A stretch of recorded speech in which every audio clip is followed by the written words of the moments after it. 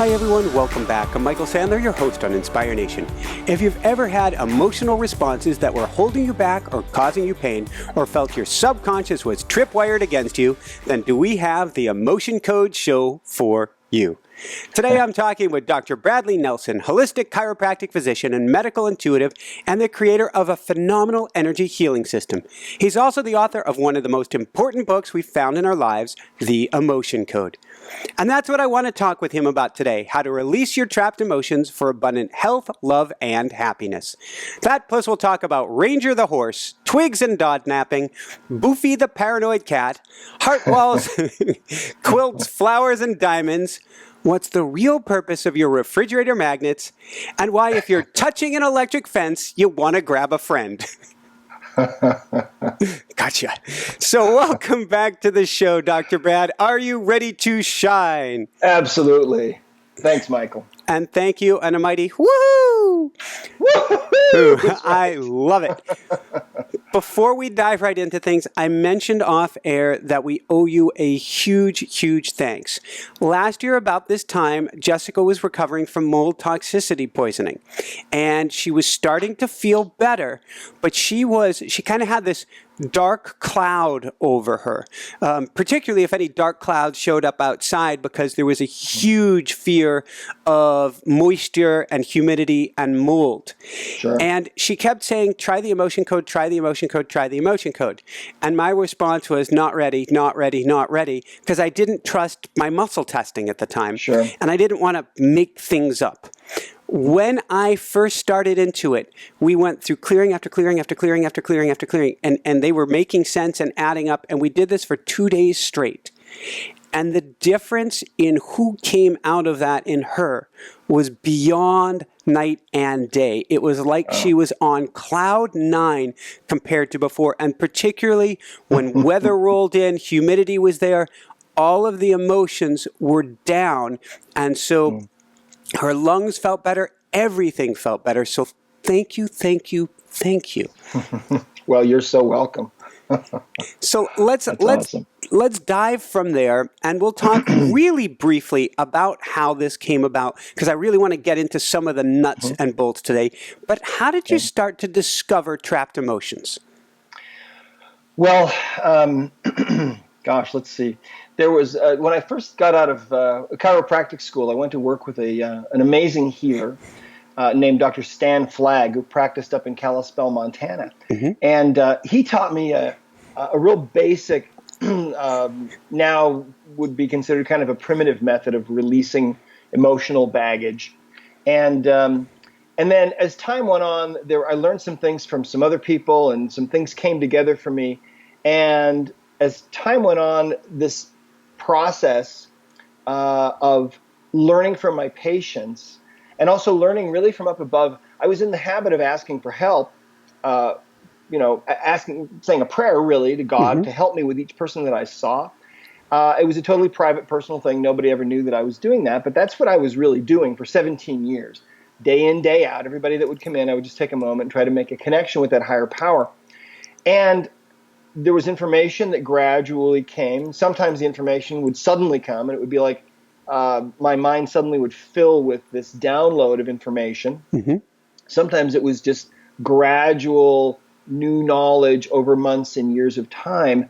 But what I learned was that the single biggest common denominator for all of the illnesses, whether they were mental or emotional or physical, was actually people's emotional baggage. And so I saw so many amazing things, not only with people, but with animals as well, that it finally dawned on me that this information, this knowledge really had to go to the world. It wasn't just for me. And so in 2004, I left my practice and started writing this book, The Emotion Code, which was published in 2007. And now it's gone all over the world. And we certify people in the Emotion Code. We have about 3,000 certified practitioners right now in 63 countries around the world. And it's an amazing thing. But we're living in the 21st century now, and it really is time for us to absolutely realize the truth about our existence, and that is that we are beings of pure energy. You look in the mirror and you don't see swirling clouds of energy, you see your face. But if you could see your face or your body on a deeper level, On the quantum level, that's what we are. And so when you're feeling an intense emotion, typically a negative emotion like anger, resentment, frustration, feeling lost or alone, the energy of that emotion can become stuck in the body. Mm-hmm. And we call that a trapped emotion. And a trapped emotion is literally a ball of energy from about the size of a baseball to about the size of a cantaloupe. And it took me a long time to figure this out, Michael, because these things are invisible. You can't see them. And so I could only infer that they were there, although I have met people who have that gift to be able to see energy, and they've verified that these things are there. But what these things do is they affect us on two levels. And we all have these. We all have trapped emotions. We all have emotional baggage. What we're finding now is that emotional baggage is actually real. That's the great news, is that we have baggage, but also that we can get rid of it. Mm-hmm. So when you have a trapped emotion, that ball of emotional energy, what's happening is wherever that ball of energy lodges in your body, it will distort the normal energy field of the body. And because that's all your body really is on a quantum level, is an energy field. When you distort the energy field of the body in some particular area, you're interfering with the flow of acupuncture energy in that area. You're interfering with the blood flow, with the lymph flow, with all the chemical reactions taking place in that area. So it depends on where that trapped emotion is lodged. Mm-hmm. That will determine what that emotion might do to you. So, for example, if you have a trapped emotion that is lodged in the reproductive system, it's going to interfere with your ability to reproduce. If you have a trapped emotion that is lodged in your liver, it's going to interfere with your ability to detoxify your body. It's going to interfere with your immune system and so on. If you've got a trapped emotion in your neck, you're probably going to have neck pain. You might have headaches and so on. So that's one thing. They cause physical trouble, but they also cause mental, emotional issues. And let me give you an example of this. Sure. There was a man that came in to see me who had terrific low back pain many years ago. It was about a 9 on a 0 to 10 scale. Yeah. We found that he had a trapped emotion of anger that was causing his low back pain.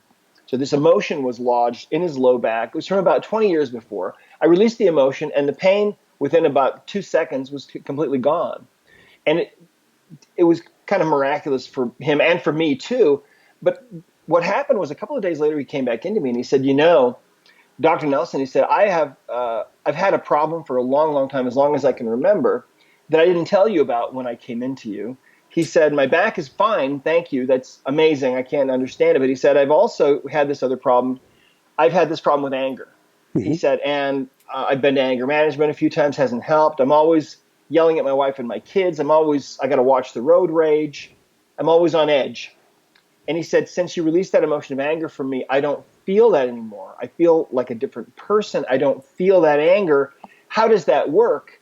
And at that time I said, well, I really don't know, because I didn't. But I'll tell you what we believe is that when you have a trapped emotion, mm-hmm. whatever emotion that is, whatever emotion created that, it's still resonating with that frequency. See, every emotion is a different frequency. Anger is different from sadness, and sadness mm-hmm. is different from frustration. They're all different. And so literally what was going on in his body was that when a situation would arise where he might tend to feel angry, he would slide right into that emotion much more easily, much more readily than he otherwise would have, because literally part of his body was already angry.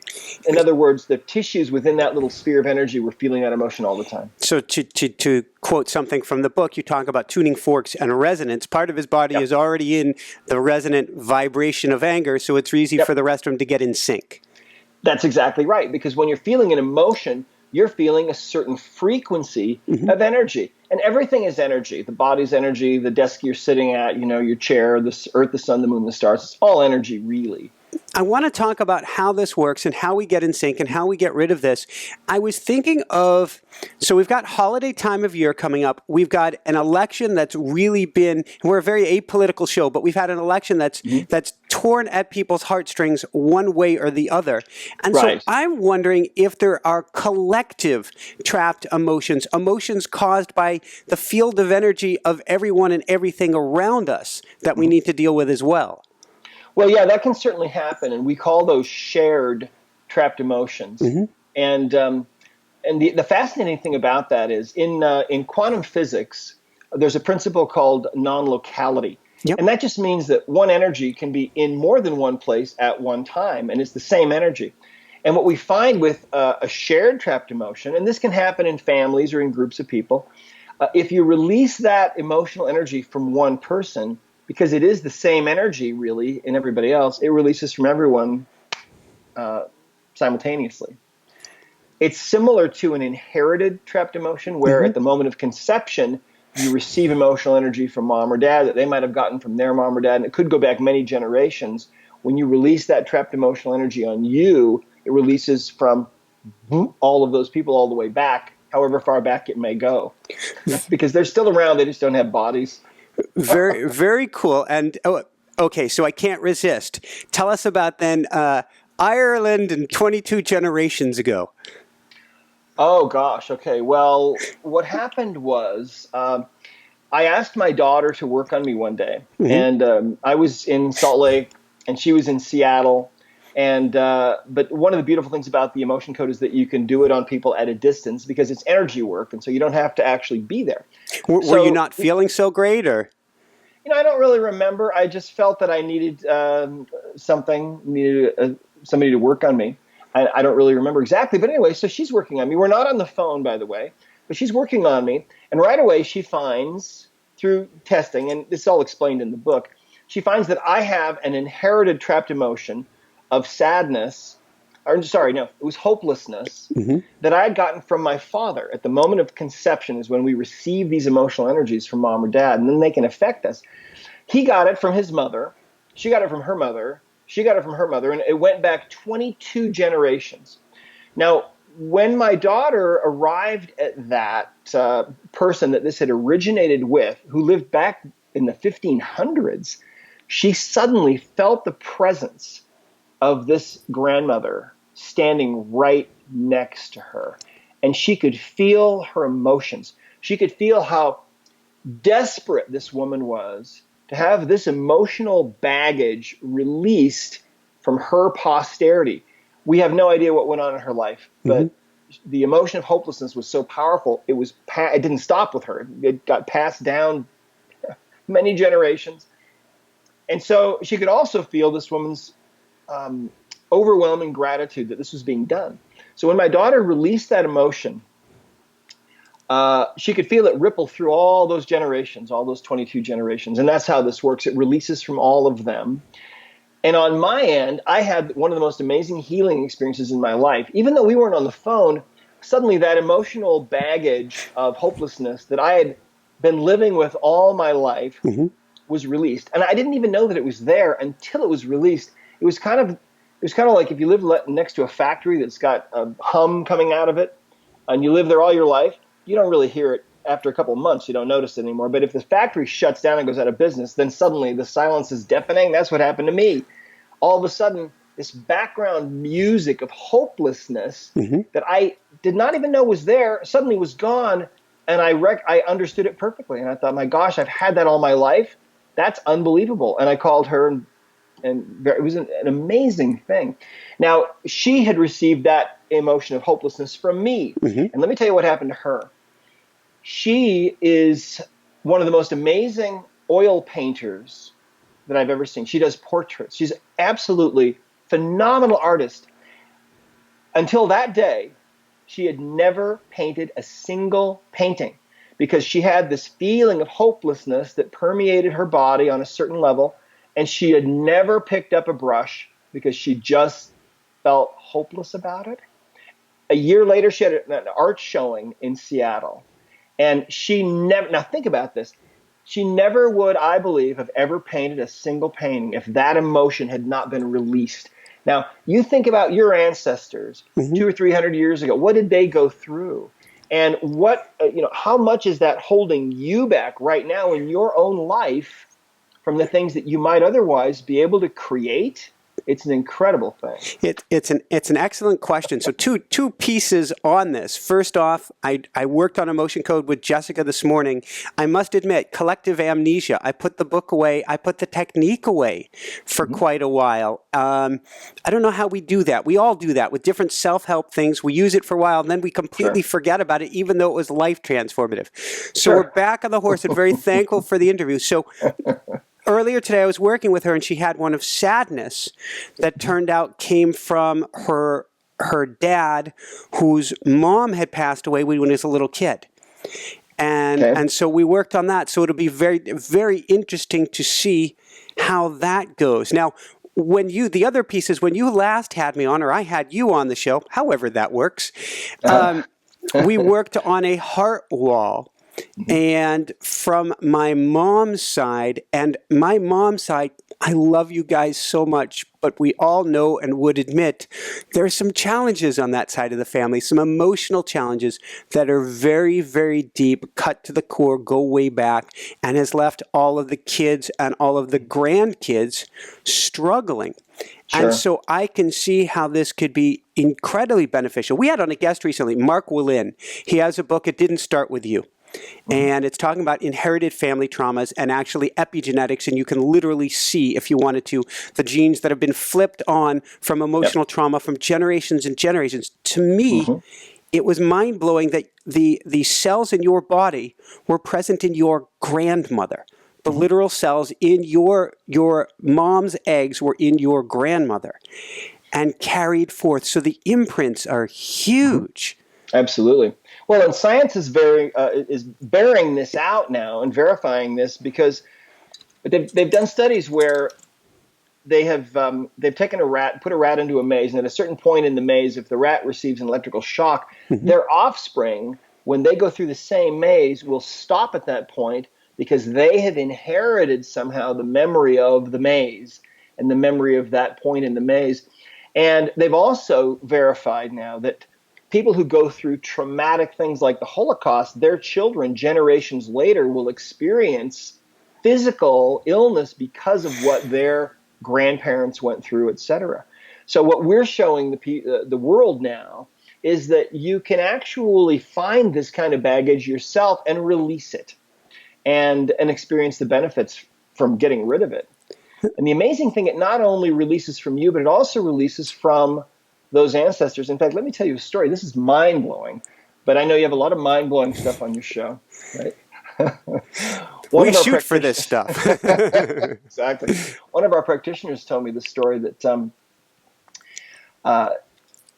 she was working on an emotion, trying to release this inherited emotion that she'd gotten from, I believe it was her great-grandmother, who died in about the 1900s.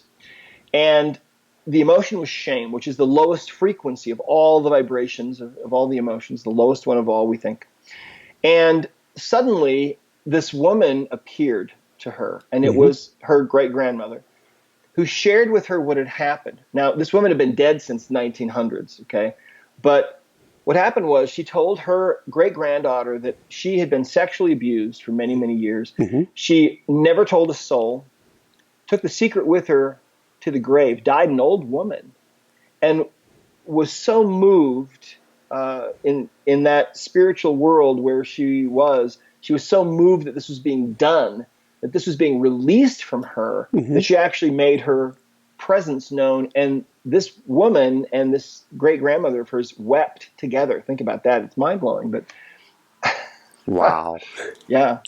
So let's go from there. Let's talk about how we can start to do muscle testing, and we'll kind of, or how we can do Freudian slip there. Let's talk about how we can do emotion code work. So we got to start with muscle testing. Okay. And then how we can help people today to start down this path, because particularly with the holidays coming up, the best terminology or the best description I can give for the holidays, at least historically in my family, is a lot of emotions get stirred up for the holidays. Absolutely. Yeah, that's so true. And a lot of the time what happens is when you're coming back into proximity with brothers and sisters, your brother that used to beat you up when you were a little kid, or the sister that used to tease you and use all your makeup and so on, all of those things can still be in there and can surface. And of course, not to mention, the parents and the whole thing.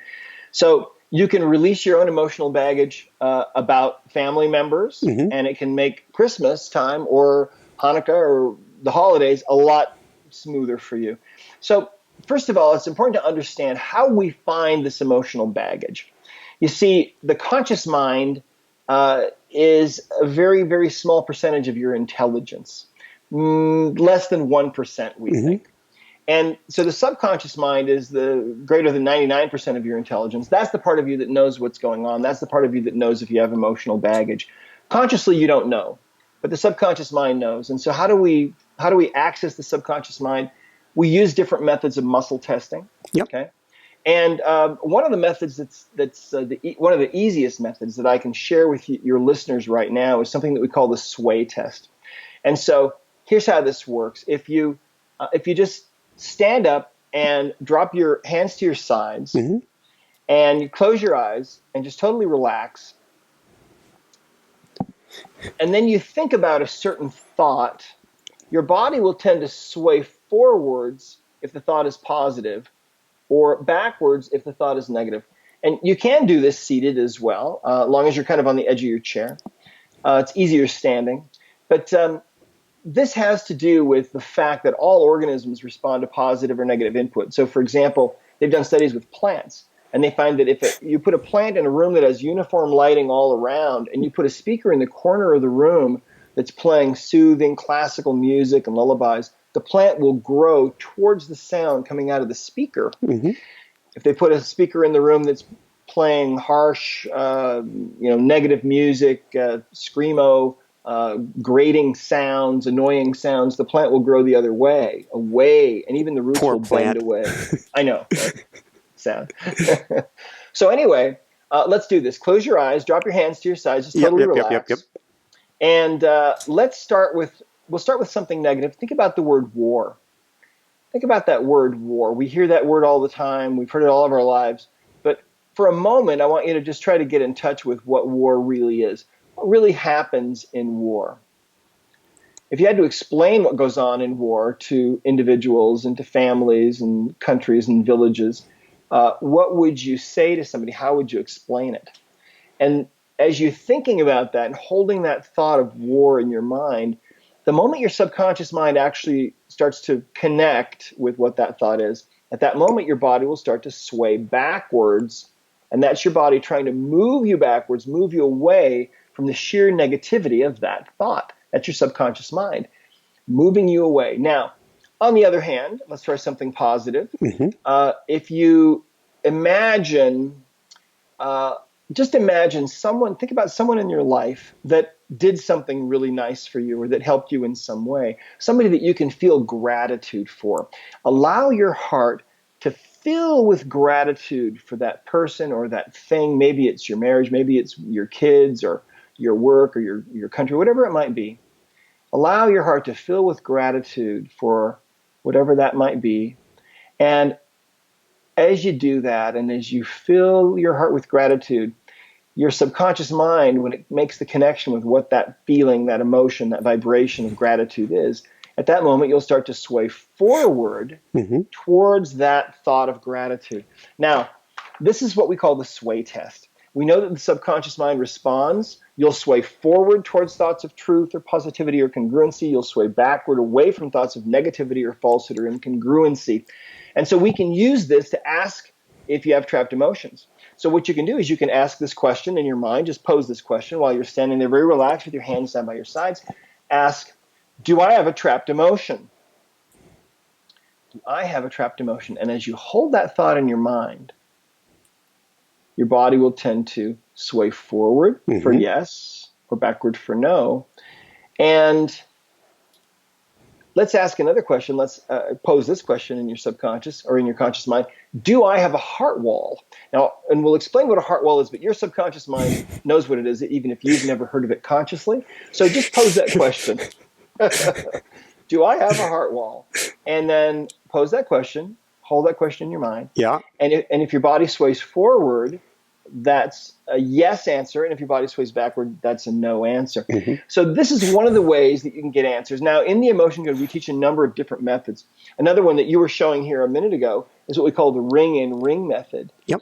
And what happens is, you see, your body will be slightly stronger if you're in a congruent state of energy. It'll be slightly weaker if your body is in an incongruent state. So, for example, one of the things that you can do is you can make a ring in a ring like this. So that's forefinger and thumb and looped with forefinger and thumb together. Yeah, it doesn't really matter. You can use, as long as you're using a thumb, any of the other four fingers is fine. Makes sense. And so, yeah. And so what you do is very, very lightly, you're not holding a lot of force in those fingers. It's very light. But what you do now is you can just say the word yes, and then just gently tug on that ring and see if it wants to stay closed. It should stay closed on yes. It should open on no, because your body will be slightly weaker. So if we say no now and you tug on those rings, then that will open. Now, at first, this can be a little bit subjective, but as you continue to do this, your body will figure it out. Kids have no problem with this at all. They can do it immediately. And you can get answers from the subconscious mind, which is the most powerful computer in the known universe. It knows exactly why you have symptoms or why you're sick or whatever's going on in your life. To pause you for one brief second, I use that on the show. I use muscle testing all the time. I've really worked with this, started working with it around the time that I had you on the show last year, and said I need to be able to get answers and get answers fast, and I need my brain out of the way. So as I'm going through questions here, because I've got a list of questions for you, 60, 70 questions long. We get to maybe 15 or 20 of them. So am I going to ask a question about the clown from hell? Yes, no. And, do I ask for help or to be guided? Yes, no. And so I'm doing these things as we're going along. And the more I practice them, the more I come to trust them. Like you say in your book, I still am not going to make a life or death decision based on muscle testing. Right. But it is a very powerful tool I think we can all use. Oh, it's really valuable. And, being able to find your emotional baggage and get rid of it. This is how my daughter was able to find that emotional baggage that I had inherited at conception, that she had inherited from me at conception, that went back 22 generations. There's no other way to find things like that are completely unknown to the conscious mind. For us to be able to tap into the subconscious and really figure out what's going on with it, it knows everything that's going on with you. I mean, if you're alone and you can't find your soulmate, your subconscious mind knows the reasons why. That's why we have a relationship guide now. If you aren't making money and you can't seem to break out, your subconscious mind knows exactly the reasons why. And I believe, I'll tell you, Michael, I have come to the conclusion, and I really truly believe with all my heart and soul, that our natural state is to be in a state of abundance naturally, automatically. That's who we are. But we have baggage that stops us from vibrating at that level, and getting rid of all these different emotions and all the other baggage that we have is how we get back to that state of higher vibration, so that things start flowing to us automatically like they really should. Awesome. Let's take that one. I don't know how we can do that as an example, but can you walk us through how we would use the sway test or other muscle testing and people who are challenged with abundance to start to figure that out? That's a good one for this time of the year. Well, yeah, absolutely. We have a whole abundance guide that we sell, where we teach people how to find and get rid of these things. But essentially, here's what it's about, all right? Think about it this way. Your conscious mind, let's say that it's 1%. It's not, but we'll say that it's 1% of your intelligence. And so the subconscious mind is 99% of your intelligence. A lot of people got really frustrated with the movie or the book, The Secret, because they tried it. And they tried aligning their conscious mind to go a certain direction. And it didn't seem to work for them. The problem is the subconscious mind in the background is really 99% of their intelligence. And so if it's way over here in left field and it wants to go that way, even though your conscious mind, with 100% of your conscious, pea brain, wants to go this way, which way you're going to go? You're going to go that way, because that's where the subconscious mind wants to go. So the future of creativity, the future of creation for all of us, I believe, to manifest all that we're capable of, the future of it is aligning the conscious mind and what you want to do with the conscious with the subconscious. Makes sense. Really aligning the subconscious mind. And to align the subconscious mind, it's all about removing the blocks and the baggage that's in the way. And when those two line up, the most incredible things happen. One of our amazing testimonials is from a woman who worked on a friend who had been trying to rent out a house for a year. And she was very frustrated. She got some of this baggage removed, brought her subconscious mind closer into alignment with the conscious. The next day, 3 people called that wanted to rent the house. She rented it out that day. Wow. It's an amazing thing. So to give you an idea how this can work, one of the things that you can do, one of the simplest things that you can do is you can do the muscle testing and you can ask, is there anything that is preventing you from creating abundance? Mm-hmm. Or you can ask, are you okay with abundance? If you want, I can do this on you. Sure, go for it. Let's try this, okay? So the first thing that we like to do is we like to take just a moment and ask for some help from up above.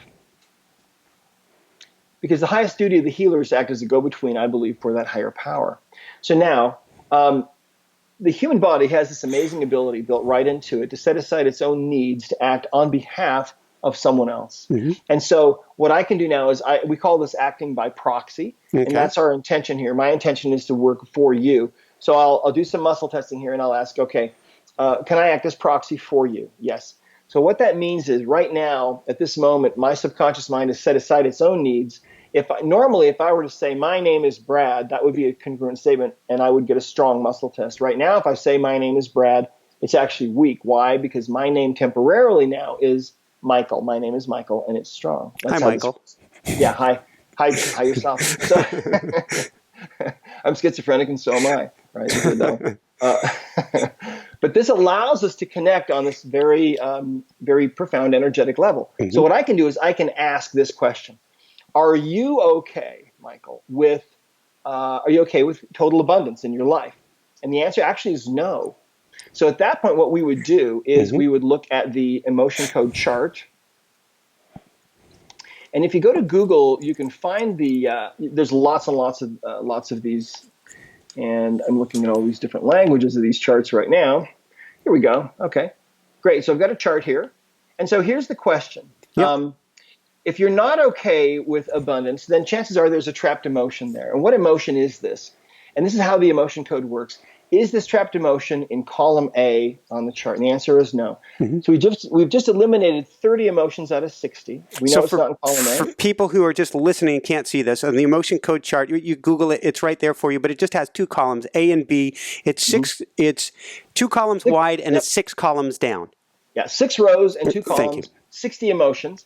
So we know it's not in column A. We just got a weak response there. Mm-hmm. So is this trapped emotion then in one of the odd rows in column B? And the answer is yes. So we've narrowed it down to 15 now out of 60. Is it in column B, row 1? No. Column B, row 3. It's in column B, row 3. We have 5 emotions left out of 60. So is the emotion confusion? No. Is it defensiveness? No. Is it grief? It's grief. Now, so at some point in your life, there was some grief that you felt that got stuck in your body. It's interfering with your ability to create abundance. So let's ask about this. Do we need to know more about this emotion? And your subconscious mind says, yes, we need to dig a little bit deeper. So how old are you right now? 46. 46. Let's ask, did this occur earlier than age 20? No. Between 20 and 30? Yes. Between 20 and 25, around 26 or 27 or 28. I'm getting a no on all those. That occur around age 29 or around age 30. So I'm getting a yes right around age 30. Mm-hmm. Now, chronologically, you might have actually been 29, maybe 31. It's accurate within about a 3-year span. But sometime right around in there was some grief that you felt. Let's ask, was this your emotion that you felt personally? Sometimes you can absorb emotions from other people, but this was yours. You felt this yourself, some kind of grief. Does that ring any kind of a bell? Think about what was going on. Yeah, actually it does. Okay. Wow. Wow. Okay. You can share if you want to. Yeah. Wow. Or not. It's up to you. And you see what's fascinating is that this grief emotion is interfering with your ability in the here and now to actually create abundance for yourself. See, and that's how this works. I had been dating for 6.5 years, most beautiful, amazing Navajo girl who was struggling with her own very serious, had been hospitalized emotional challenges. And though I loved her very, very dearly, when it came to personal safety, I ended up under much professional advisement having to end the relationship, and felt incredibly sorry, incredibly guilty. I had a most amazing job in the fashion industry at the time, and that turned south on me, and that was an extremely abundant job. And there was guilt on a conscious level that I've healed. Apparently I still, whoa, I'm cracking up here on air. Wow, it was such an incredibly traumatic, difficult, and sad event. And at the same time, I lost my cat went with her, and I had been raising, or they had been raising me, 3 coyotes. And 2 of the 3 I never got to see again. They went with her. Pumpkin went with me. And so there was all the way around tremendous, tremendous grief and guilt and probably shame and just, yeah. There you go. Yeah. So, yeah. So you see, we go through these experiences like this, and we move on with our lives. And we have the tendency to think that, well, that's just history, and that's, I've moved on with my life. However, we can see now that what's happening with you is that you have this emotion of grief. And was it from the breakup? Yes. Did it have to do with the coyotes? Yeah. Was it the whole thing? The grief about that was so powerful that it didn't get processed completely. Some of it got stuck in the body. And so how we found this is we asked if you were okay with total abundance, and your subconscious mind said, no way. Now, the problem is, you see, you may be totally geared consciously to have total, complete abundance. But if your subconscious mind is way over here because of something like this, you're going to be, well, what'll happen is you may create total abundance, but then what'll happen is it'll go away. And this is the kind of thing that we see with a lot of people where they work so hard and they create abundance for themselves or love for themselves or health for themselves, and then it goes away because the subconscious mind is back there saying, no, this is not going to last. So do we need to know more about this emotion? No, we don't. So what we do now to release the emotion, you can use a magnet if you've got one. I'm acting as proxy for you, so I can release this on myself. And so you can use a magnet, or you can just use your fingertips. I don't have a magnet, so I'm going to use my fingertips. And we're just going to go over the governing meridian a few times. So going from about the nose or just above the nose up over the crown? Yeah, just a few times. Just 3 times is all it really takes to release an emotion like that. So now we can ask, did we release that emotion of grief from you? Yes, we did. Now we can ask the same question, are you okay with having total abundance? And actually right now your subconscious mind says yes. If it said no, there would be more emotional baggage to release. And there may be some other emotions that are stuck in your body about that breakup. It wouldn't surprise me. But this is the kind of work that our practitioners do all over the world. And if you're looking for a practitioner, you can go to healerslibrary.com, and we have a map of practitioners around the world. And the beauty of it is it works, and it works at a distance, and it's so fast, so simple. It's the most elegant method, we think, and the fastest and most effective method of energy work that's done. So thank you. And when we worked on Jessica, we went, and even this morning working on her, we went through the columns, we looked, and there were, the majority of times, different, just like you ferreted out, things we could ferret out that made a lot of sense. I know we don't have that much time left, but can you tell us also what a heart wall is? Well, absolutely. What happens to us is that when we experience emotions that make us feel like our heart is going to break, what the subconscious mind will do is it will put up a wall around the heart. We now know that people can die from a broken heart. If you go through an intense breakup, especially if it was a sudden, unexpected breakup, your heartbeat's going to be irregular, much more likely, for up to a year. And what we have found is that when you feel like your heart's going to break, the subconscious mind will put up a wall around your heart that is made of layers of your emotional baggage. And the problem is, you see, the heart itself, we believe, is a second brain. And the ancients believed this, that the heart, it was the seat of the soul, the source of love, the source of romance, creativity, everything. And even today, people say things like, you need to follow your heart, and it's true. But if you have a heart wall, and 93% of people do have this wall, then it makes it much, much more difficult for you to be able to really follow your heart. Your heart is surrounded with negative emotions. And so part of the emotion code is this discovery of the heart wall. And we teach you how to release the emotional baggage surrounding your heart. It's the most important thing, I believe, that you can do for yourself, because the heart is truly a second brain. They've done studies now where they have found that the heart puts out an energy field that's 12 feet in diameter. Yeah. And that if you're feeling love or affection for another person, your heartbeat will manifest in their brain waves. Think about that. I mean, there's this whole communication going on all the time with all of us. And I believe now that we're living in the age of the heart. It's time for us to wake up and realize that the brain that's in our heads, which is the brain that we've all collectively been using for these thousands of years, this brain feels nothing. This brain thinks it's okay to use war to settle differences between nations and to drop bombs and destroy villages and people. This brain feels nothing. This brain in the heart, this is the one that feels. And that's why when you feel like when someone's really hurting you or really deeply grieved, you feel like your heart's literally going to break. Well, you can find that heart wall and you can release and take down those layers. And if you're trying to find love, or you're trying to find abundance, or you're trying to get healthier, that's the first thing you need to look at, because your heart is this incredible brain, really, a second brain that's communicating with all the tissues of the body. And it's not unusual for us at all to see big changes happen in people's lives. And one of the first things that I saw with this was a woman who came into me. She was 38 years old. She had terrible neck pain, and she'd seen a couple of doctors that couldn't fix it. And as I was talking with her, she told me that she was celibate, and she'd not been in a relationship for 8 years. She was never going to date again. She was going to die single.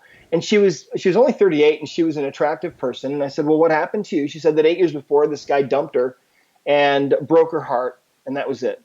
And she was never going to go through that again. Well, I tested her and found that in that breakup, her subconscious mind had put up a wall around her heart. Yeah. There were 3 trapped emotions making up that wall. We cleared those. Suddenly, the neck pain was gone. 3 months later, she comes back in, and I said, how are you? She said, my neck's been fine, but she said, 2 weeks after I was here, I found out my childhood sweetheart's been living right around the corner from me for almost 8 years, and we're in love, and I think he's going to ask me to marry him, and it was a huge change. This is the kind of thing that happens. I'm telling you, 93% of people have a heart wall. Do you have a heart wall? And if you do, what's it doing to you? I'll tell you what it's doing. It's diminishing your love life, because your heart is the core of your being. It's diminishing your ability to create. When you get that wall taken down, people start to report that these ideas, creative ideas, start to flow to them spontaneously. It really, truly is the most amazing thing. So how do we go through a heart wall? Well, what you do is you use the emotion code, and you simply ask these questions that we outline in the book, and you use the chart, and you just start to remove those layers. And when you remove those layers, amazing things happen. I got a testimonial recently from a woman in Italy, and she sent this picture of herself and her husband in front of this little tiny mountain village in Italy. And she said, for years, my marriage run badly. And then she said, and then I got a new husband. And I'm thinking, oh, okay, she got a divorce, got a new husband. No, what happened was she hired an emotion code practitioner in Budapest to work on her husband, cleared his heart wall. She said, now it's like I got a brand new husband. He's so loving, and he loves me, and he takes care of me, and it's wonderful. Thank you. Awesome. And this is for heart wall. This is, is simple muscle testing. First, we're going to ask, is there a heart wall? And then start. Do you have a heart wall? Yeah. Yeah, you would ask, do I have a heart wall? If you're working on yourself, you can do this yourself. Do I have a heart wall? And if your body says yes, then you ask, can we release an emotion from the heart wall right now? And then you just go through the chart of emotions and you figure it out. It's really, really simple. And if you need to, you can hire somebody to work with you, practitioner. And I have a special offer for your listeners, and that is if they go to emotioncodegift.com, they can download the Emotion Code PDF, the book, for free, and also download the book on audio for free. It's a free audiobook. It's like a $67 value, free for your listeners, emotioncodegift.com. And you can start listening to it and reading it right away.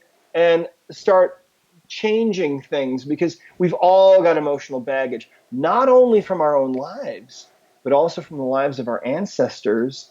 And as we release that baggage from ourselves, we're releasing it from them too. And they are just as important to the transformation of this planet as we are, as the living people are. The dead are just as important, which is a crazy thing to say, but I'm telling you, it's absolutely the truth. It sounds like a great gift that you could give your ancestors, which then come back and you give to yourself. Well, right. And then your ancestors can help you with things. And Fantastic. you help them, they help you. Let's cover a few more topics real quickly. So I was working with Jessica this morning, and our cat, Sir Meowsers, comes up and starts rubbing on my leg. And we ask, does Sir Meowsers, he's a very big, strong, proud kitty cat. That's why he's had his knighthood. And we asked, did he want us to work on him? And he hopped up on the bed and started nuzzling up against your book. Oh, wow, really? Okay, we'll give this a try. And we asked for permission, and we went through this, and we found that he had wishy-washy, which turned out was grief, because he had been a feral cat, then he had been somewhat adopted by a couple who never really took close care of him. They were sometimes there, they were sometimes away, and he had carried this grief with him. So we worked and we released this, and suddenly this kitty was on cloud 9, and he was all over your book. It was really, really cool. Tell us about hilarious. Animals and Emotion Code. And Sir Meowser is a not just a believer; he is a receiver now of the benefits. Oh, it's so funny. Well, I grew up in Montana. We had a ranch. We had 50 head of horses for a long time. And when I was actually called to work on a horse once, when I was in practice, I worked on the horse. My wife was with me. And I started testing the horse to see what was going on, and I found an imbalance going on in the horse's kidneys, and I did what I normally do to turn things on again, and the kidneys shorted right out again. And I was kind of scratching my head, because with a human being at that point, I would have thought, well, there's probably some emotional baggage here. And but it was a horse, and so I was kind of puzzled. And my wife said, "Why don't you see if it's emotional?" And I actually laughed at her. I thought she was joking, and she looked at me and she said, "Just check." So I did, and it was. And it turned out that this horse, the problem that this horse had was that it was urinating all the time in its stall. And the stall was a boggy mess and a soggy mess, and the people were upset. The other horses were probably upset. What I found was an emotion that I think it was grief, that this horse had grief about another horse. And the owner was there, and she said, "Oh, yeah, those two don't get along at all." We cleared the emotion, and it dried right up. Well, I've seen so many amazing things with animals. I'll tell you one more about a horse. Yeah. I was called to work on a horse one day that had a problem walking. It was its gait was off, and they had a couple of vets look at it. They couldn't figure it out, so they called me, and I tested the horse and found the horse had a trapped emotion of sadness. And so, when you're working on a horse, what you do, at the time, what I would do is I would have one person touch the horse and hold out their arm. Yep. And then I would press down, I would ask questions of the horse, and then that person, I would test their arm, and it would be the strong for yes or weak for no, because they're hooked into the energy coming out of the animal. And so I'm asking questions of the horse and testing on my wife's arm. Well, was it sadness about another horse? No. About a human? No. Dog? No. Cat? No. I love I'm kind of this. running out of ideas, and suddenly a bird flies overhead. And I thought, okay, well, let's ask about that. Was it sadness about a bird? And the answer came back rock solid. Well, there's a little crowd gathered around. Everyone started laughing. I started laughing because it was just so comical. A horse being sad about a bird. Come on. But the horse's owner was there. And she said, "Wait a minute. I think I know what this is about." She said, a week before, right in front of this horse's stall, a baby bird fell out of its nest and fell to the ground and struggled for its life and died. Now, the horse was a mute witness to this whole tragic affair, couldn't do anything to help, and was overwhelmed with sadness. That was the emotion. That's what did it. We released the emotion on the horse, and they took the horse out and walked it, and it was perfect. And that's typically how it is with animals. When you find 90% of the time, the behavioral problems or the physical problems like lameness that they have is actually emotional, just like with people. And it's the funniest thing sometimes. In fact, there's a video on YouTube from a woman who was a runner, and Yep. she had back pain and had to quit running. Well, she worked with one of our practitioners, an emotional practitioner somewhere out in the country, and at a long distance was able to fix her back pain, right? And so 3 years later, she has chickens, and one of her chickens is a bullying chicken, and it's beating up the other chickens and pecking them until they bleed, and they have to hold this chicken until all the other chickens are in the hen house on their nests, or it'll chase them all away. And she doesn't know what to do. She looks online, and it says, this is a common thing apparently, and she reads that if you have a bullying chicken, you eat that chicken. And she didn't want to eat the chicken. So she called this same practitioner, and she said, look, I've got this chicken. And this practitioner said, well, I don't know. I've never worked on a chicken before. But he did. He tested the chicken. And this sounds crazy. I'm loving this. It's so funny. But the chicken had a trapped emotion of being unsupported. I can't wait to write this up in the notes. I know, right? It's so funny. And he released the trapped emotion from, on unsupported himself, chicken, his proxy. And then there's a video on YouTube. You can go to YouTube and you can, if you look up bullying chicken solution, it's this woman walking around in her backyard with a webcam saying, "You guys, look at these chickens. It's unbelievable. They're all getting along now. It's incredible." And just from that moment, see. And so it works with animals, and there's no placebo effect. It's wonderful proof that what we're doing is real, that it works on all kinds of animals. Apparently even chickens, which that was a first. So let's segue from chickens. We're going to go to two more with Jessica today. We both been, I guess, the guinea pigs for today. So first off, this past year, she started to get a pain in her hand from the mouse on the computer. And she was spending a lot of time on the computer. We switched to a track ball, didn't work. We switched to a pad that you scribble on, a little better, still didn't fully go away. Now we're at some sort of roller ball for her thumb. What's interesting is she went away to Taiwan for a few weeks off of the computer, and it clearly started on the computer. And the pain didn't go away. In fact, it intensified. Okay. And so we're wondering if maybe this is something we can use a motion code with, or magnets with, or something with, if a sensation in part of the body can be caused by the trapped emotion. Of course, I'm leading the witness. Well, here's the bottom line. Yeah. If you think of your body as this very, very complex energy field, number one, and if you understand, number two, that the most common imbalance that distorts and disrupts that energy field of the body is our emotional baggage, then you start to understand how a trapped emotion could conceivably lead to something like what's going on with her. Let's say, for example, she's got a trapped emotion in her neck. Well, that's going to distort and disrupt chemical reactions. It's going to interfere with the alignment of the neck. It'll interfere with the flow of the nervous energy all the way back and forth from the hand and the arm and so on. Releasing that emotion then could instantly change that. Think about the woman that had the heart wall. I mean, her neck pain was so bad, I was the third doctor she'd seen. But it was really from the emotional baggage around her heart that was causing that. So depending on where the trapped emotion is lodged in the body, and they can lodge anywhere, they can disrupt anything, and they can lead to anything. Now, you see, my training was as a chiropractor.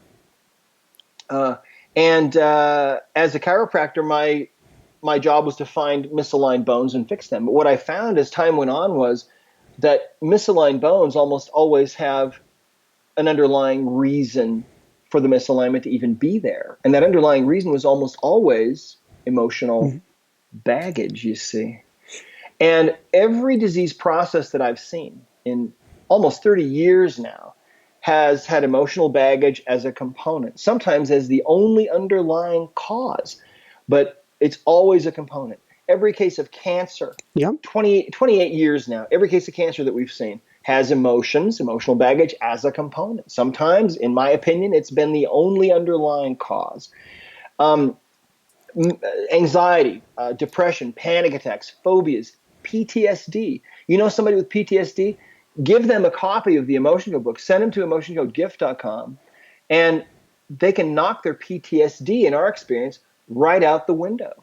And we've seen people taking 25 different medications for PTSD that have been able to totally get off of everything just by using the Emotion Code. Not to mention all the other problems we have, like infertility and digestive disorders and asthma, on and on and on. It's emotional baggage that's an underlying component.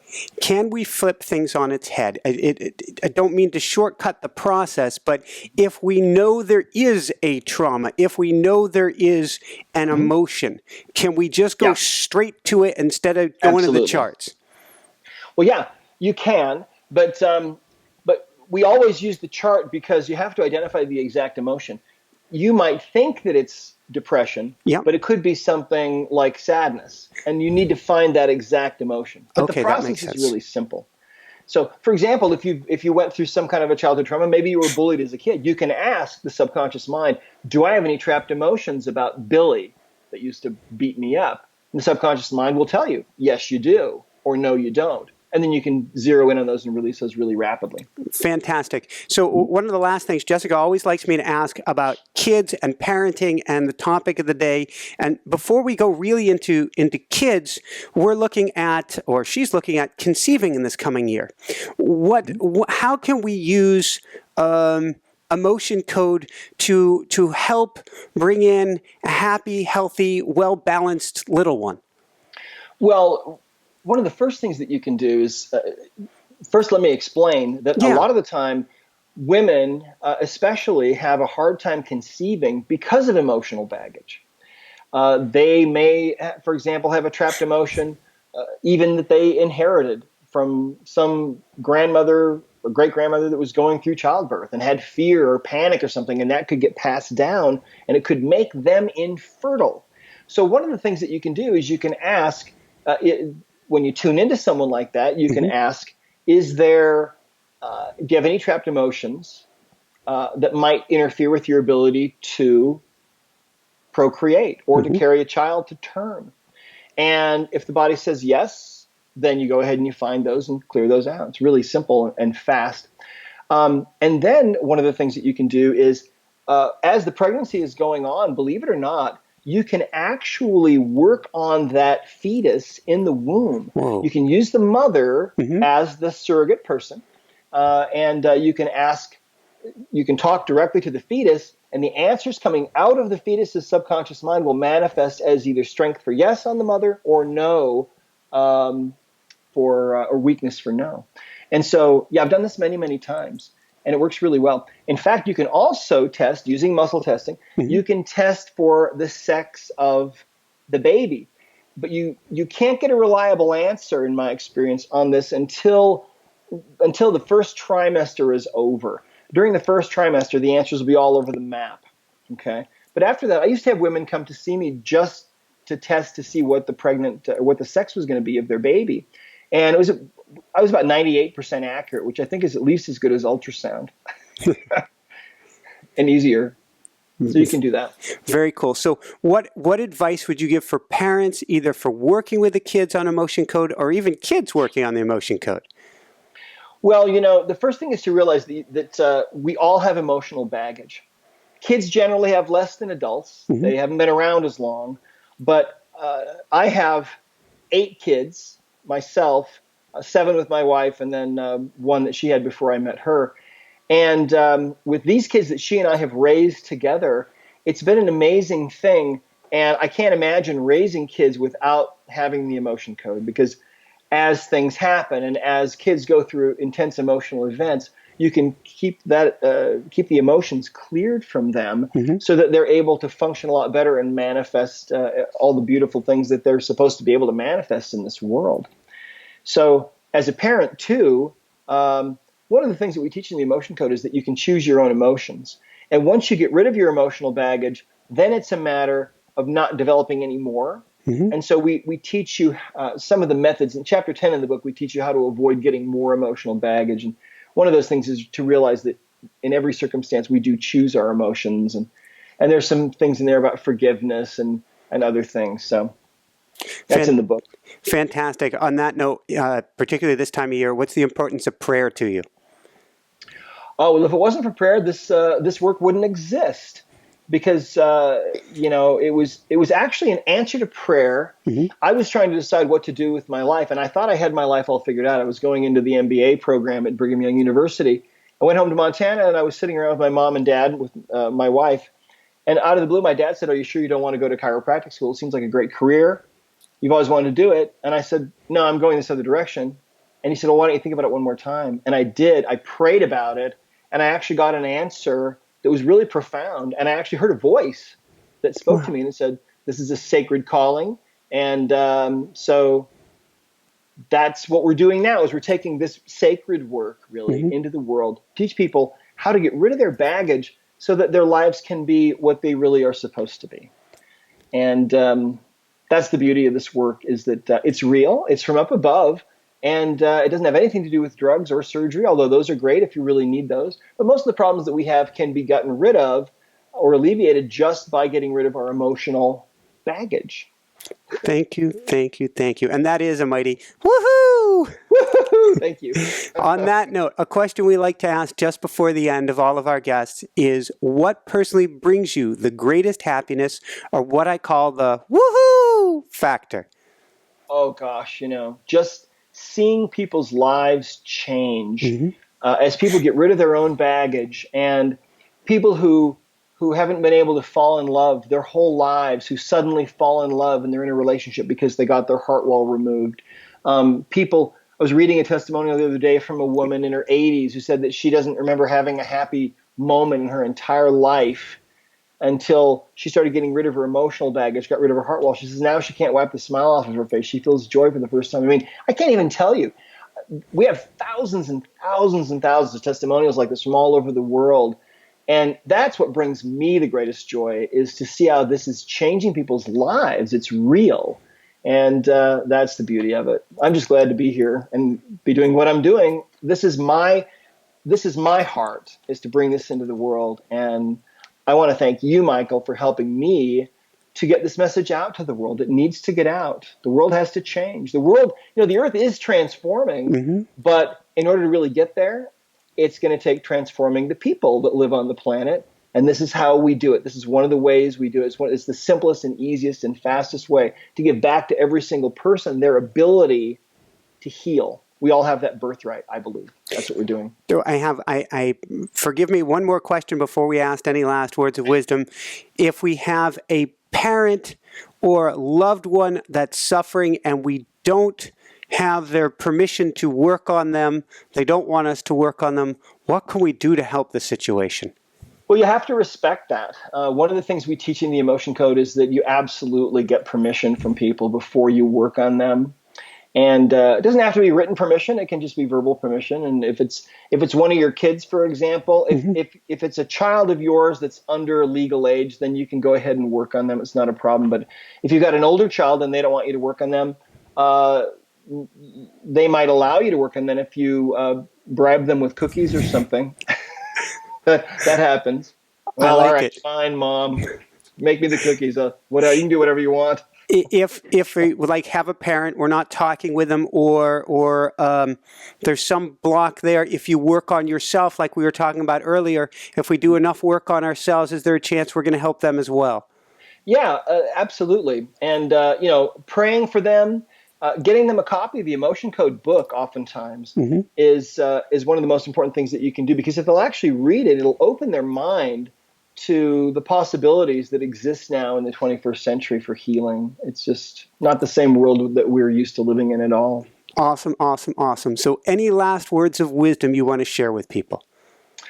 Well, I would just want to share that this work really doesn't have anything to do with me, except that I'm the messenger. I believe that before I was born, I was tasked to do this, to bring this work into the world. And I really do believe that. And as imperfect as I am, I don't know why I got picked, but I believe that that's what this is about. And it's not about me, it's about you, because you are a healer. Even if you've never healed anybody or anything before in your life, You pick up this book and you start practicing, and it will absolutely amaze you what can happen.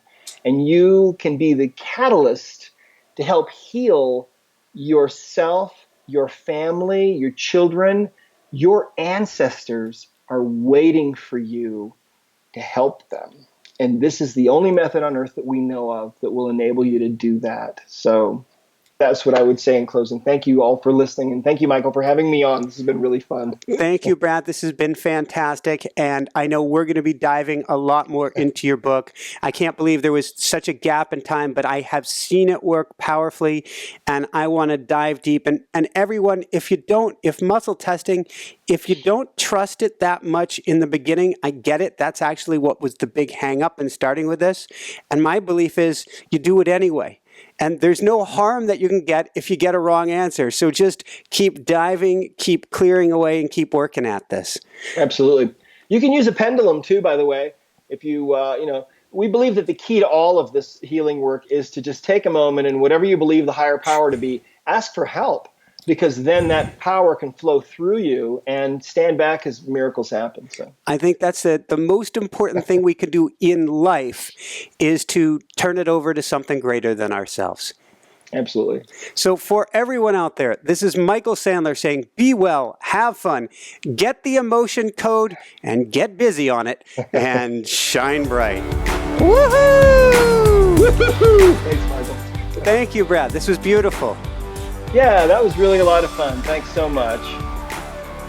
I'll get out there one of these days and take you for a ride. Would absolutely love that. And we are. Thanks so much for watching. If you enjoyed it, be sure to like below. Also, leave your comments. Have some real fun with it. Subscribe to our channel where you're going to get more great videos, more interviews coming up. And check out our website, inspirenationshow.com. That's where you'll find tips, blogs, information, videos you won't find anywhere else, and useful and helpful resources to really help you kickstart your life and to shine bright. Thanks so much again. Thank you for your support. Like, comment, subscribe.